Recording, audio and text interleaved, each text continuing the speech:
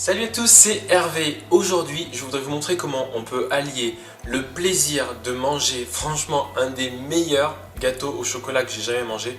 Super moelleux, super facile à faire et surtout super pas riche en calories puisque cette recette est une recette de gâteau au chocolat allégé. Vous allez voir dedans, on utilise un ingrédient magique qui donne le moelleux du beurre, donc on n'utilisera pas de beurre et on utilisera un peu de stevia à la place du sucre. Donc seul le beurre et le sucre naturellement contenus dans le chocolat seront présents dans le gâteau. D'où l'intérêt de prendre un bon chocolat noir à pâtisser à 60-70% de cacao.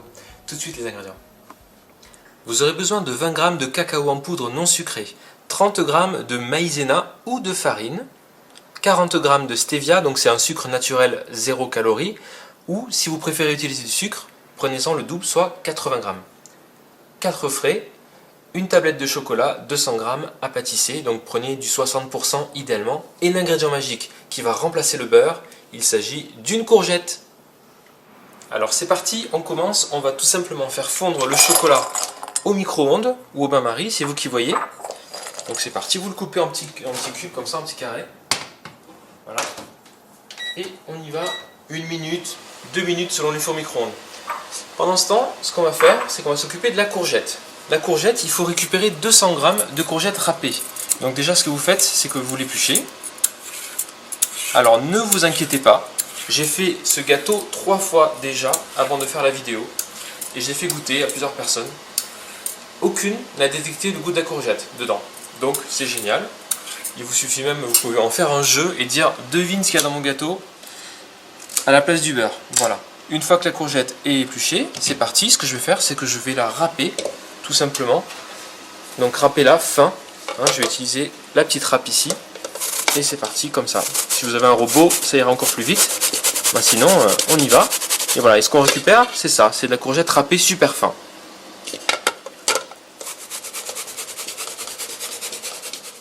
Vous séparez les blancs des jaunes. Parce que évidemment, pour avoir un bon gâteau au chocolat moelleux, on va battre les blancs en neige bien ferme. C'est un peu la deuxième astuce de ce gâteau. Voilà, donc les jaunes d'un côté et les blancs de l'autre. Et on va commencer à mélanger les jaunes avec la stevia. Alors je rajoute juste un petit peu de pâte de vanille. Donc voilà, c'est de l'extrait de vanille. Vous pouvez mettre un sachet de sucre vanillé ou les graines d'une gousse de vanille. Et on y va, on mélange. Je vais ajouter à présent le cacao en poudre. Et je vais mélanger. Voilà, je vais ajouter un peu le jus des courgettes. Et une partie. Là, c'est pour bien donner le côté humide à ma pâte. Et ça va m'aider à rajouter ensuite la maïzena. Donc c'est parti, la maïzena.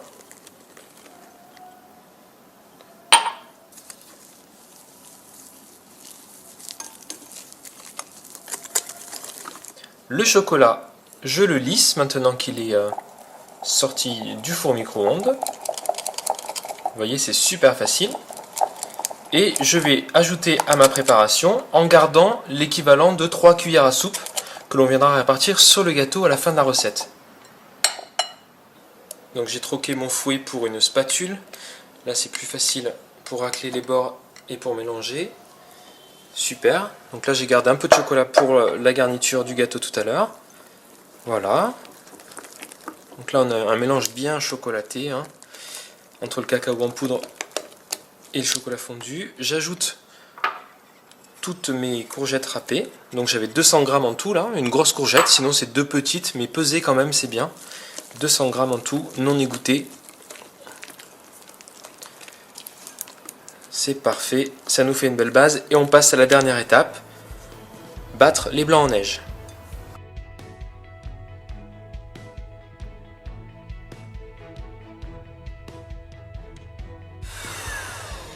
Super, voilà les blancs en neige. Et bien je les ajoute à ma préparation. Voilà, on met tout et on va mélanger tranquillement, vous allez voir en fait. C'est pas un gâteau compliqué à faire. Et quand vous allez voir le résultat, vous ne serez pas déçus. Donc on ajoute en soulevant légèrement, on conserve un maximum de petites bulles d'air contenues dans les blancs d'œufs. Et on essaye d'avoir le mélange le plus homogène possible. Tout est bien mélangé, vous voyez j'ai une pâte homogène, je la verse dans un moule. Vous pouvez mettre du papier cuisson au fond du moule et utiliser idéalement un moule à fond amovible, mais vous verrez que ce gâteau ne colle pas aux parois, donc il se rétracte même un peu après la cuisson, ce qui fait que le démoulage est super facile. Il a vraiment toutes les qualités ce gâteau. Voilà. Et vous faites chauffer votre four, donc four bien chaud à 180 degrés. Notre gâteau au chocolat va cuire 25 minutes à peu près. Voilà, donc c'est assez rapide, 25 à 30 minutes. Ce que vous faites ensuite, là, c'est que vous lissez la préparation, hein, comme ça, vous la répartissez bien. Il n'y a vraiment rien d'autre à faire. C'est parti, on enfourne.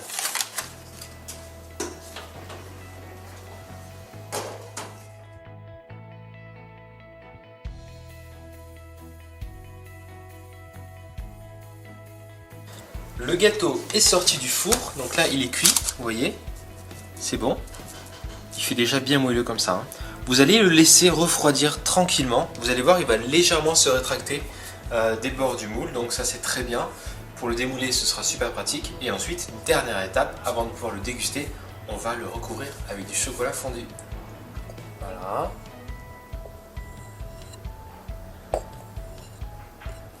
Et l'étaler tout simplement dessus pour lui donner un beau glaçage bien brillant. Ça fera une jolie finition.